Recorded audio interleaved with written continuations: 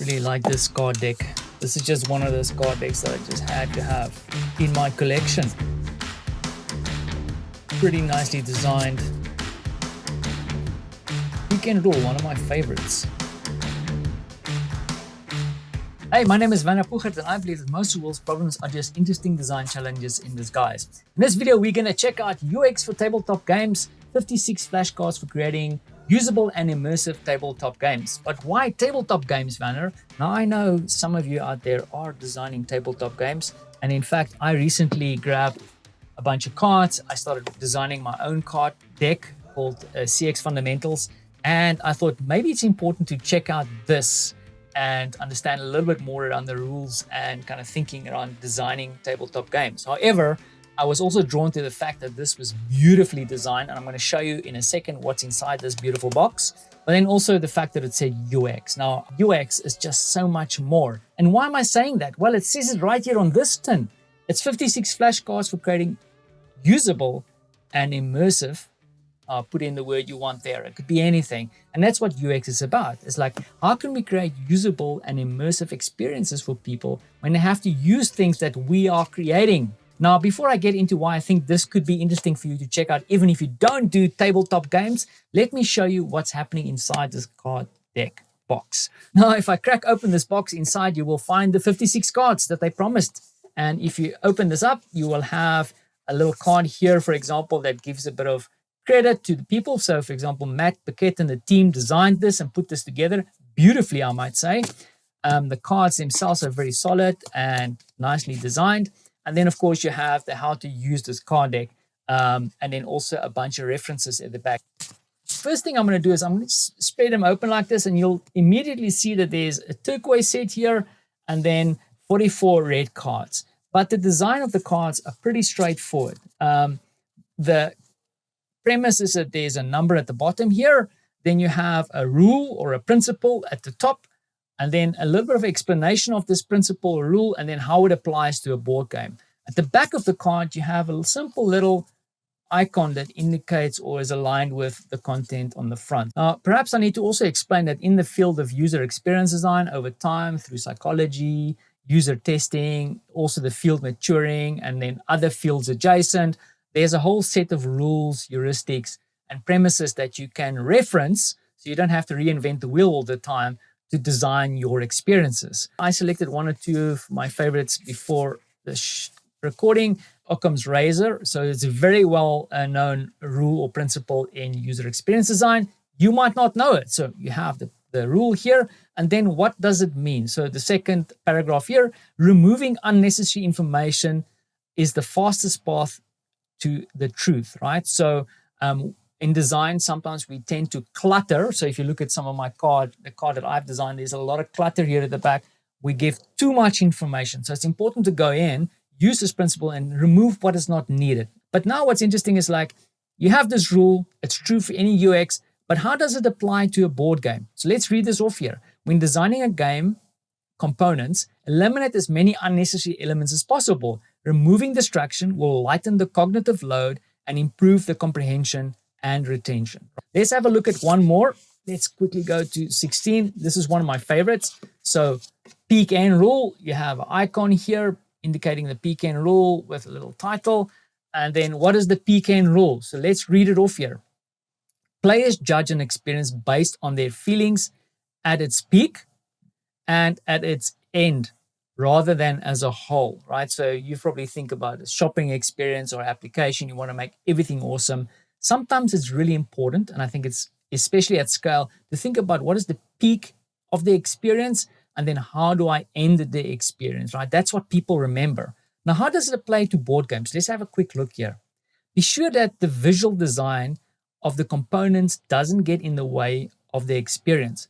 Clunky components distracting players at the peak times or at the end scoring will damage the replayability. Now, this is a bit of a different take on it. Not the rule itself, but it's something that made me think when I first read the card, is that sometimes I think about, like in the customer experience spaces, if we're trying to fix everything and it becomes generic, is that to really understand where's the peak of the experience and then make that more experiential and then also focusing on the end. But what it's saying here is you might be so focused on designing an awesome experience throughout that you will need to actually go in and remove certain elements around the most important parts of that experience to make sure that it actually nails the experience down and doesn't become like a cognitive overload, like it's too much going on. And we've had those experiences before. So those are kind of the premise of the red card. So there's 44 red cards, if I remember. Now with the turquoise colored cards, I mean, it doesn't expressly say it in the rules or the how-to, but I feel like these are a little bit more practical. So there's a whole lot of information on these. For example, you have a press checklist, design consistency, which is important. So, and you can see it, for example, in this card deck, is that it's designed consistently. You have the rules, you have how it applies to the board game, you have the look and feel of it. It's very consistent and makes it easy to use, right? So you have a whole set of rules here: game design, card tips, language, visual accessibility, physical accessibility. But let's have a look quickly at one of these. I'm not gonna go through everything, but you have the card number there is 48. Cognitive accessibility. Here you have visual design that is mindful of cognitive challenges, helps to remove barriers of comprehension for everyone. Makes total sense, right? Because you have different people with different abilities using your tools or playing your games, right? Or using your interfaces. Then how does it apply to board games? Lighten the cognitive load and reduce stress by trying the following. So I'm going to read one of the tips here. Keep the instructions simple and clear. Remove jargon and acronyms. So we tend to fall into this trap where we use our own industry knowledge and language and acronyms to explain things, right? So when you go through and you design things like on the cards or rule books of your experience, make sure that you're not falling into that trap. So there's a whole ton of little practical experiences or rules that you can go through and explore. Now, how would you use this? Now, if you're designing a tabletop game and you're working with a team, you hand out a couple of cards and then you assess what you've done, right? So this is a really awesome tool to do some self-assessment. I used it by just scanning through these cards. I've designed my prototype, but then I started going through some of them to just understand where have I maybe missed an opportunity. Now, why would this card deck be relevant or useful for you if you're not in the card deck or tabletop game design world? I'm going to say to you that what I find really interesting about this card deck is the fact that it explains some of these UX rules and principles outside the world of digital implementation. I don't know about you, but I don't know all these rules by heart, and some of them I can't even pronounce. So for example, this one, the Zeigarnik effect, what the hell is that? What does that mean? How does it apply to my digital designs? Let's have a look at the cards. So for example, progress is more memorable than completion. Pretty straightforward, right? Makes sense. But how does it work? Like, what does it mean? So for example, as applied to a board game, motivate players by clearly indicating their progress towards a goal. So it's meaningful to see how someone is progressing. How could it work in kind of onboarding that I'm creating, right? Incremental reminders will keep them on track to completion. And a lot of digital experiences we create, we want someone to complete. In my world, if someone doesn't complete onboarding, we are going to lose money. So maybe I can use this effect to guide customers through the onboarding experience, right? So I think I'm setting down the argument here of how this could be relevant. The fact that it relates the rule or the practicality of the rule to an adjacent field makes it more interesting and opens up for more ideas and concepts, in my opinion, right? So I really think this is a useful card deck to check out.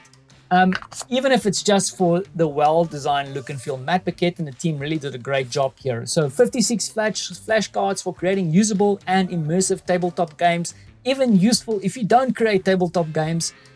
UX for tabletop games. If you go to tabletopux.com, you can grab a set of these cards. Of course, you're going to have to part with some money to do that. And I think it's not too expensive and totally well worth investigating if the tariffs don't get you first. However, that being said, I would love to think what you think. Do you think that there's, or do you know of any tools out there that has the same adjacent effect that I'm talking about, where you're exploring another field to learn more about a field on the other side of the spectrum? So once again, hope you enjoyed this. Check out the card deck. And as always, thanks for watching and catch you in the comments.